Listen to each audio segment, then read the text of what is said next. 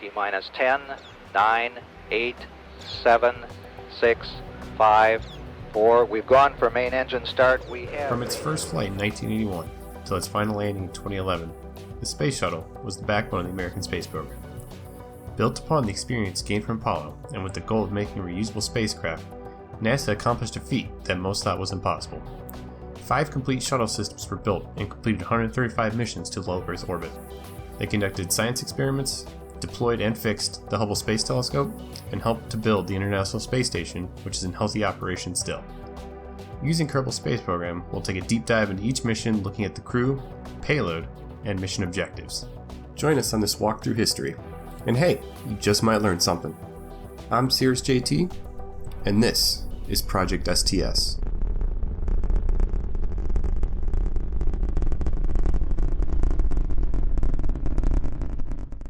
STS-2, also Space Shuttle Columbia, was launched November 12th, 1981, 7 months after STS-1, which is probably one of the longer refurb times, which makes sense. It's after the first mission. So, the 7 months kind of made sense. They also had to make sense of all the data they got from STS-1 through the DFI and from John Young and Crippen. So it kind of made sense. It took a little bit longer than future missions took. So, you'll notice Payload Bay. This is the first mission that with the Canadarm, which STS-2, man, they got right into that Canadarm. So we'll go ahead and close up the Payload Bay and we'll roll this thing out to the pad. So STS-2 was scrubbed a couple times, actually. It was scrubbed for 7 days at first. They rolled it out, had to roll it back due to a spill of nitrogen tetroxide. That's a hard word to say. When loading some of the forward RCS tanks. So what happened, like, obviously some fuel leaked, or not leaked, but they spilled some of it. And it got on some of the tiles. So they had to roll the shuttle back and do a refurb of a bunch of tiles. I think it was... how many tiles? 300 thermal tiles had to be reprocessed. So they'd take them off, you know, make sure they're all good, and reapply them. They rolled it back out, and then it was scrubbed for another 7 days because of an APU problem. The oil pressure was too high, which caused... well, there were some oil issues with the APU. Controlled the hydraulics of the orbiter, which, during re-entry, hydraulics are kind of important to move the elevons. So yeah, they scrubbed that 7 days for the APU, and then rolled the shuttle back out to the pad, and it had to be delayed 3 hours because they had to overnight a new transmitter from Challenger, which was being built over in California. They had to overnight a transmitter to Florida to be installed into Columbia. So Columbia flew with one of Challenger's parts for a while, till you guys could probably guess when. So they had to delay it the 3 hours waiting for that part to show up. Oh, Joe's already here. But Joe Engle was the commander, and Richard H. Truly was the pilot. Truly, some of you have seen his name probably numerous times. Engle, probably less so, but he's also a pretty cool guy. So that's all good. Let's roll it back out. Let me say this, on the flight profile for these missions are not like the later ones. True. Yeah, the first 4 were obviously test missions, so they were pretty straightforward and pretty simple. They do get much more complicated, and I know this. I know this. Alright, we're gonna have launch of STS-2 in 10, 9, 8, 7, 6, 5, 4, 3, 2, 1. Oop. I think I overstaged. No, we're good.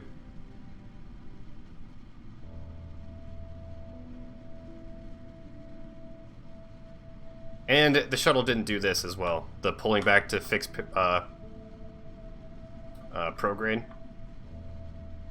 So we need to go at throttle up. RJ, you go for throttle up.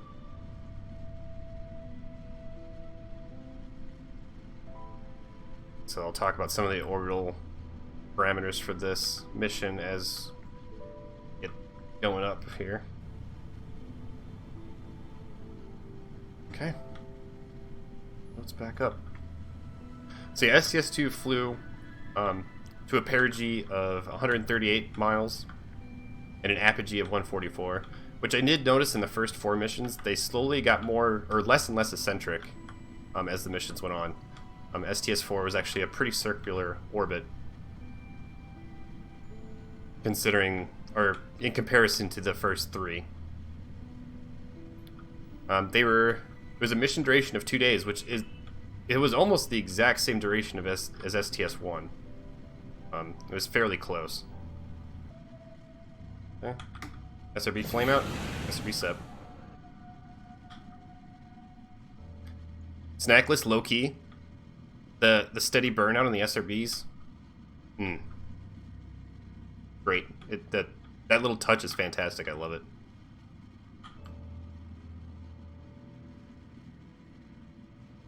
I think I have a strut problem on the ET. I'll have to look at that for STS-3. STS-6 is when the first TDRS was launched. Okay, good to know. So, as we're also heading up to orbit, everything is looking good. I'm Joe Engle. He was originally selected to be the LEM pilot for Apollo 17, but was bumped by Harrison Schmitt once it was decided that Apollo 17 would be the last Apollo mission. Which, how would you like to be that? Like, you get a chance to go to the moon, but then you get bumped because they decided it'd be the last one. Hey, Starman. So, with that being the case, since Richard was also a rookie, it was the first mission where the crew was entirely of rookies. It was the first time to space. Can you hear me? I love space. Yeah, I can hear you, Starman. Engle, well, all rookie crew isn't technically true. Engle did fly to 50 miles up in an X-15. So he did earn his astronaut leagues due to that X-15 flight, but technically... doing roll. And then some details about Richard Truly. He did a lot of astronaut support work for the Skylab missions and the Apollo-Soyuz test mission. Which it seems like a lot of these guys worked in Skylab and the Apollo-Soyuz tests. Apoapsis is getting a little bit high, so we're going to pitch down. Also, weirdly enough, Richard launched into space on his birthday. So that's kind of cool. Nice birthday present. Get to go up into space and orbit the Earth on your birthday. And he, like I said, you probably recognize his name because he would future serve as a NASA administrator. I think he's most famously known as being the administrator when Voyager took the pale blue dot image. Okay, I'm gonna get reoriented for ET SEP. Okay, we'll go for ET SEP. ET SEP confirm. Oop. So I talked about Richard Truly and Joe Engle. The support crew, like I said, a lot of these names are going to come up later, so I figured I wanted to include the support crew. Ascent Capcom was Daniel Brandenstein, again, the same Ascent, or same Capcom from STS-1. James F. Buchley, who will fly in future shuttles. Terry J. Hart, same thing. Frederick Hawk, he's the re-entry Capcom. And Sally K. Ride, the first American female Capcom. Okay, so while we're going around Kerbin here for our orbital correction. So obviously, I mentioned it at the start, but STS-2 had the Canadarm. Obviously the Canadian-built Canadarm, which is freaking a masterpiece of hardware that built a lot of things. I mean, it built the ISS essentially. So STS-2 flew with it. It was the first to test it and try it in orbit, all this kind of stuff. This will look familiar. STS-2 also flew with the DFI package to just measure stresses and forces on the orbiter. On top of that, it flew also with something that's called an OSTA-1. It was a bunch of sensors and imaging. That's what this is meant to be. Imaging cameras that kind of, it measured Earth's resources, environment quality, ocean and weather conditions. They just kind of pointed it at Earth and it measured a bunch of stuff. And then lastly, they had something else. Where is it? Canada. Oh, I guess that's it. There was some other science stuff attached. I didn't put the pallet in this one. I probably should have put the pallet in the payload bay. I did not. Shuttle was such an incredible vehicle. Yes, it kind of was. Because not only did it, I mean, what was the max crew? Was it, did they have 8? Did 8 go up once, or was it just 6? A few attachments for me? Okay. 7 flew? Okay. I couldn't remember what the max was that ever flew. But not only do you have to sustain that many people in a craft for however many days, on top of taking up satellites and ISS parts and, you know, whatever else that the Air Force wanted to put into the payload bay,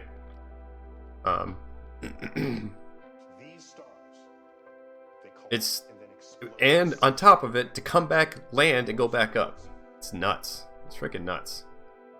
And they did it. So let's play with the Canadarm, shall we?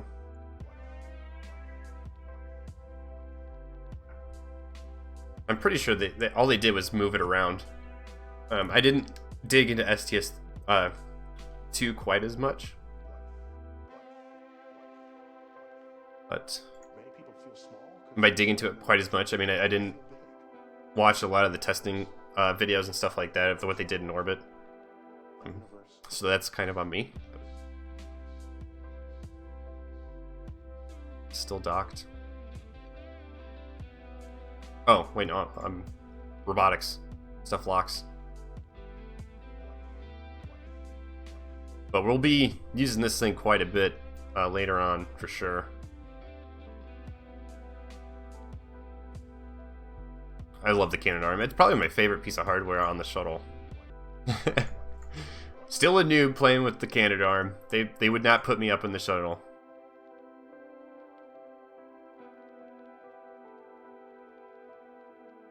I need to probably keep these open, but...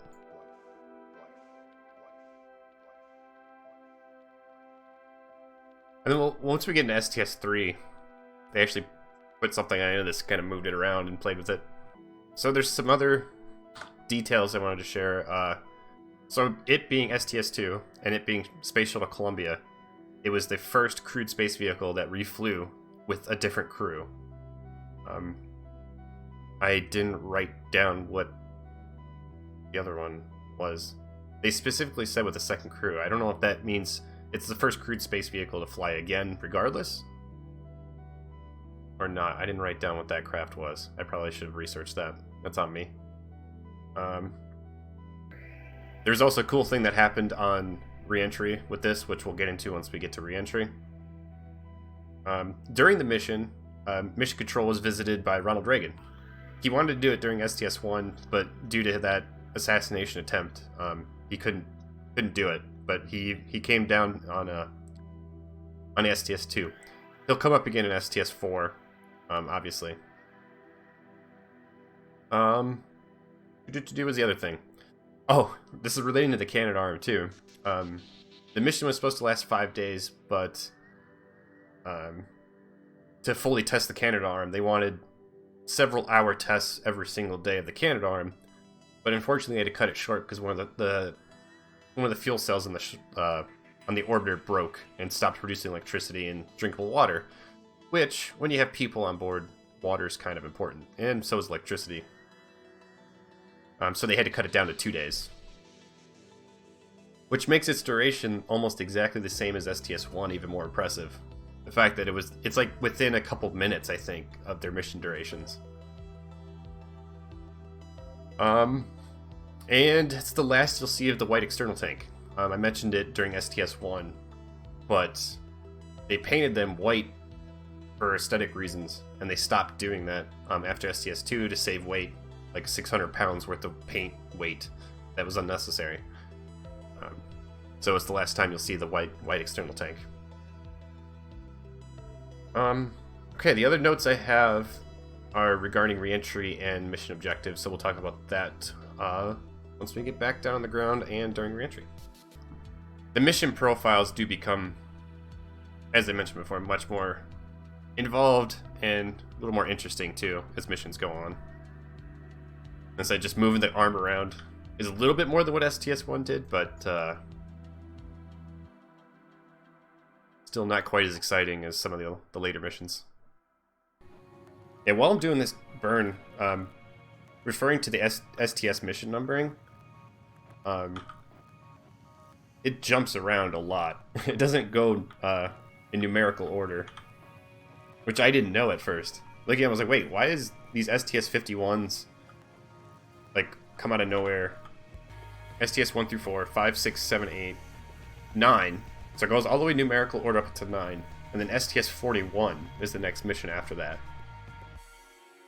We have B, C, D, and G, and then 51 after that, which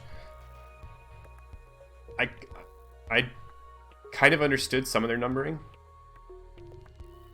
So it goes into the 61, then you have a 51, and then a 26, 27, and it kind of picks back up from there. But I think I need to look this up to verify it, but my guess is they probably tied it to the mission that they were doing, because those subletterings off, so 51, B, C, D, was probably tied to the overarching goal of those missions. So we'll obviously dig into that once I get to those, but okay. Gotta get reoriented for deorbit burn. Position locked. Deorbit burn mark.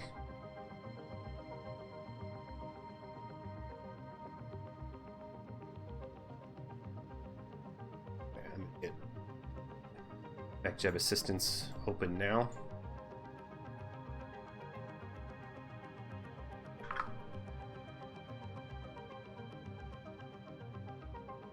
Goes into Starliner freakout mode after hitting stable orbit.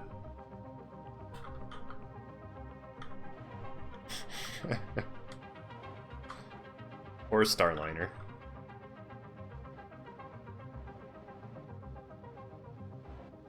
Goes into Starliner freakout mode. Nice, Thomas. Is it bad that I actually haven't watched the full launch of that yet? I watched bits and pieces of the Starliner launch, but I didn't watch it all the way through yet. I probably should do that.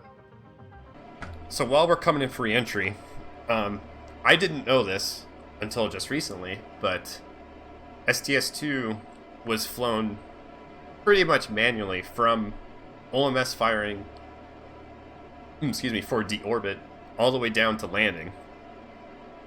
Which, for two rookies, Engle and Truly, to manually fly an orbiter that's flown once already down to landing from orbit. Whew. Balls of steel.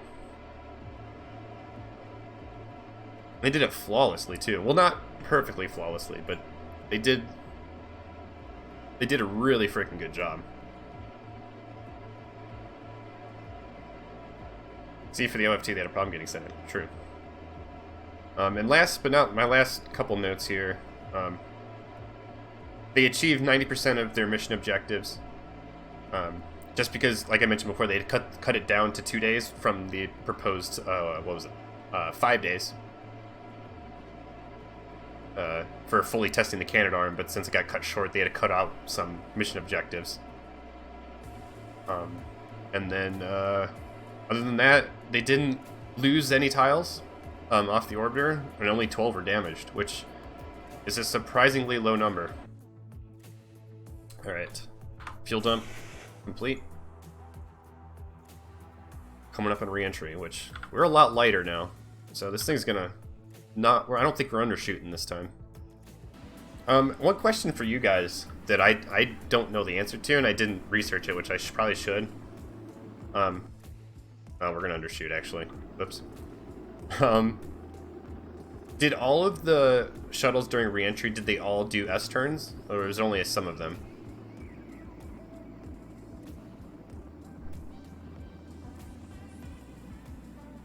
I meant to look that up, and I didn't. That's right, we're just landing in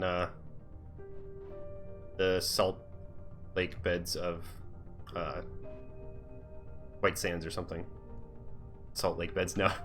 Salt lake beds of White Sands, no, the lake beds of White Sands. Yeah, I'm trying to get away from the mountains. Trying to H-Mac, is that the maneuver it's called? Wrong mission? I know it's wrong mission. No, this one... Only one shuttle mission landed at White Sands, and I believe it was STS-3. STS-3 or 4? No, 4 landed at Edwards because it landed at a concrete runway, which we'll get to. STS-3 landed at White Sands. The only shuttle to land there.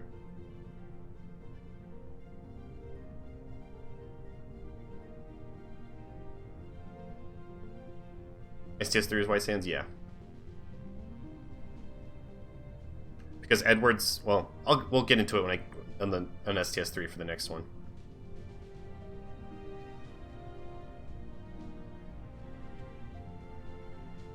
Okay.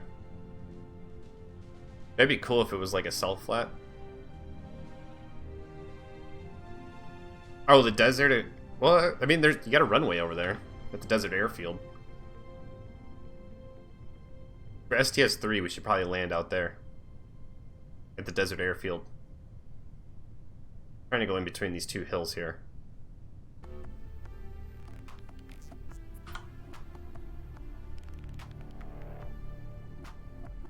$200 meters.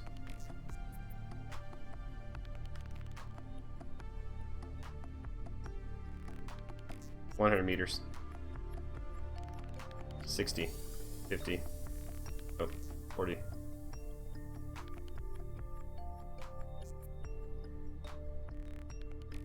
Touchdown.